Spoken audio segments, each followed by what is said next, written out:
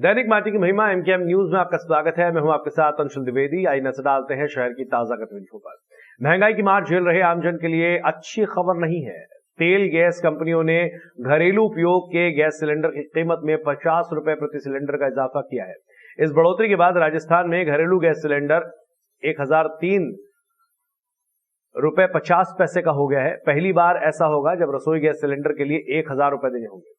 वहीं commercial gas cylinder की कीमतों में 9 रुपए की कमी की गई है, जिसके बाद अब कमर्शियल गैस सिलेंडर 2364 रुपए 50 पैसे मिलेगा। करीब 7 दिन पहले कमर्शियल गैस सिलेंडर पर 102 रुपए 50 पैसे की बढ़ोतरी की गई थी। इस साल रसोई गैस की कीमत में यह दूसरी बार इजाफा हुआ है। इससे पहले मार्च में कंपनियों ने 50 रुपए प्रति सिलेंडर की बढ़ोतरी की थी। पेट्रोल डीजल के अलावा खाद्य पदार्थ जैसे आटा, कुकिंग ऑयल, दाल महंगी होने के कारण मध्यम वर्ग के लोगों का बजट बिगड़ता जा रहा है, क्योंकि केंद्र सरकार ने रसोई गैस सिलेंडर पर सब्सिडी देना बंद कर दिया है। उत्तर प्रदेश समेत 5 राज्यों में चुनाव खत्म होने के बाद पेट्रोल, डीजल और रसोई गैस के दामों में बढ़ोतरी तो शुरू हो ही गई थी। उसके बाद एलपीजी के दाम में भी बढ़ोतरी शुरू हो गई। इसी क्रम में 22 मार्च 2022 को घरेलू एलपीजी सिलेंडर के दाम में 50 रुपए की बढ़ोतरी की गई थी। भारत सरकार द्वारा क्रूड ऑयल के दामों में परिवर्तन आने के कारण वर्तमान में घरेलू गैस सिलेंडर जो 1009 रुपये 50 पैसे का था, उसमें 50 रुपये की वृद्धि की गई है। अब वह सिलेंडर 1059 रुपये 50 पैसे का उपभोक्ता को उपलब्ध होगा। रही बात इसमें सब्सिडी की, तो 48 रुपये उनके खाते में सीधे सरकार द्वारा पहुंचाए जा रहे हैं। मरीज को ले जा रही एम्बुलेंस को आगर रोड पर तेज रफ्तार बस ने टक्कर मार दी। पुलिस ने बस चालक पर केस दर्ज कर दिया है। उज्जैन के बागपुरा में रहने वाले राजेश देवातवाल इमरजेंसी वाहन एम्बुलेंस को चलाने का कार्य करते हैं। शुक्रवार को देवतवाल अपनी एम्बुलेंस लेकर मरीज को छोड़ने आटीगाड़ी अस्पताल जा रहे थे। इसी दौरान आगर रोड पर मेडिकल कॉलेज के पास एक बस चालक ने पीछे से एम्बुलेंस को टक्कर मार दी। गनीमत रही कि इस घटना में कोई जनहानि नहीं हुई। एम्बुलेंस चालक राजेश देवतवाल ने थाने पहुंचकर बस चालक के खिलाफ एफआईआर दर्ज करवाई। प्रत्यक्षदर्शियों का कहना है कि बस तेज रफ्तार में थी। सर, गाड़ी उधर ट्राले खड़ी थी 2 और इधर आपकी गाड़ी इधर खड़ी थी।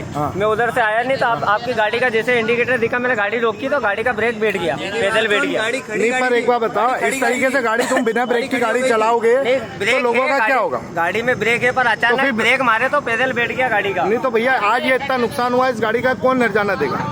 इंदौर में बीती रात भीषण अग्निकांड हो गया। यहां विजयनगर क्षेत्र में स्वर्णबाग कॉलोनी की एक बिल्डिंग में आग लगने से 7 लोगों की मौत हो गई। मृतकों में 6 पुरुष और 1 महिला शामिल है। शुरुआती जानकारी के मुताबिक विजयनगर थाना क्षेत्र की 2 मंजिला बिल्डिंग में देर रात 3 बजे भीषण आग लगी थी। सूचना मिलते ही आला अधिकारी और फायर ब्रिगेड के वाहन मौके पर पहुंचे। जल्द ही आग पर काबू पा लिया गया, लेकिन तब तक 7 लोगों की मौत हो चुकी थी। मृतकों के नाम ईश्वर सिंह सिसोदिया, नीतू सिसोदिया, आशीष गौरव और आकांक्षा है। 2 मृतकों के नाम का पता नहीं चल पाया है। घायलों के नाम फिरोज, मुनीरा, विशाल प्रजापति, अरशद और सोनाली पवार है, जिनका एमवाई हॉस्पिटल में इलाज जारी है। बिल्डिंग में रहने वाले सभी किराएदार थे। शॉर्ट सर्किट की वजह से आग लगने की आशंका जताई गई है।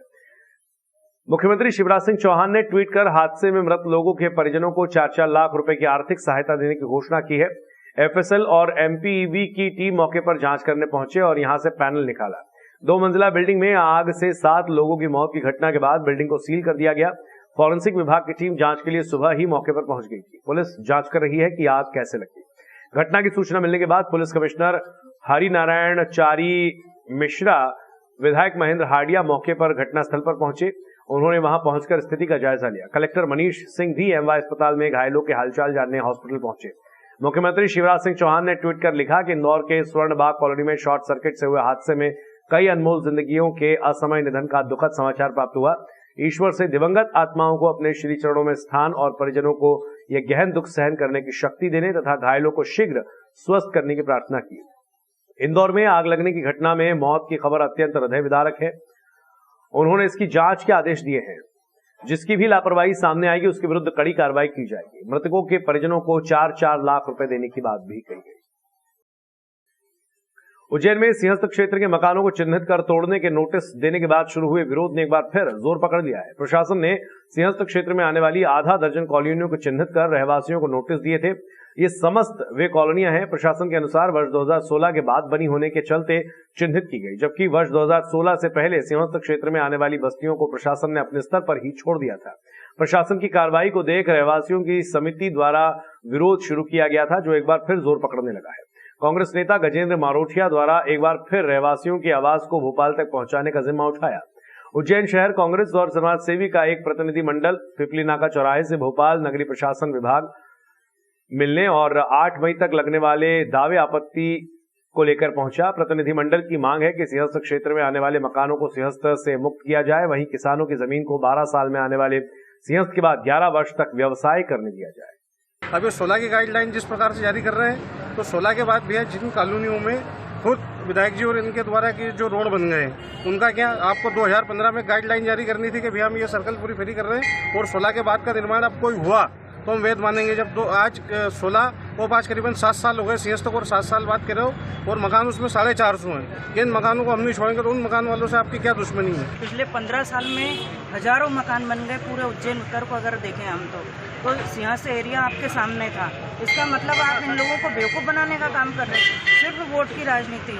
आपको जब दिखाई देने लगा कि ये सब आपके अपोज में आ जाएंगे अगर मकान टूटे तो आप फिर से आकर के इनके बीच में खड़े हो गए और खुद की सरकार खुद ज्ञापन लेते हो। ये कितनी बड़ी विडम्बना है कि इन भोले भाले लोगों के बीच में आकर के आप कर क्या रहे हो? क्षेत्र में हमारे सिंहस्थ क्षेत्र में जो बरसों से जो मकान बने हुए हैं, लगभग 2 या 3 हेक्टेयर जमीन में बने हुए हैं और हजारों हेक्टेयर जमीन में सिंहस्थ मेला लगता है।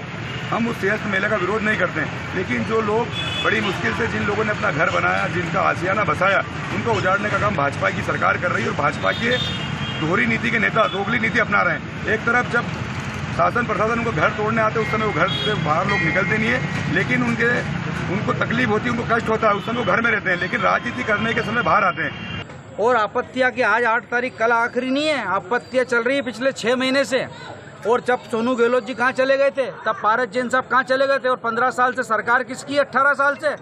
जब आपको नाम निकालने की फुर्सत नहीं पड़ी कि इतने सारे मकान बने हुए तो इनको उसी समय सिंहस्थ से मुक्त कर दें। अब नगर निगम का चुनाव आ रहा है, विधानसभा का चुनाव आ रहा है, तो आपको इन लोगों की याद आ रही है गरीब लोगों की? कैसी बेशर्म इस तरह की राजनीति करते हो आप लोग? मेरा तो सीधा आरोप है पारस जैन साहब आपके जयप्रकाश राठी की जमीन छुड़वाना। अरे छुड़वा ले भैया, पहले गरीब लोगों की तो छुड़वा दे जमीन, क्यों मकान बना के रह रहे हैं?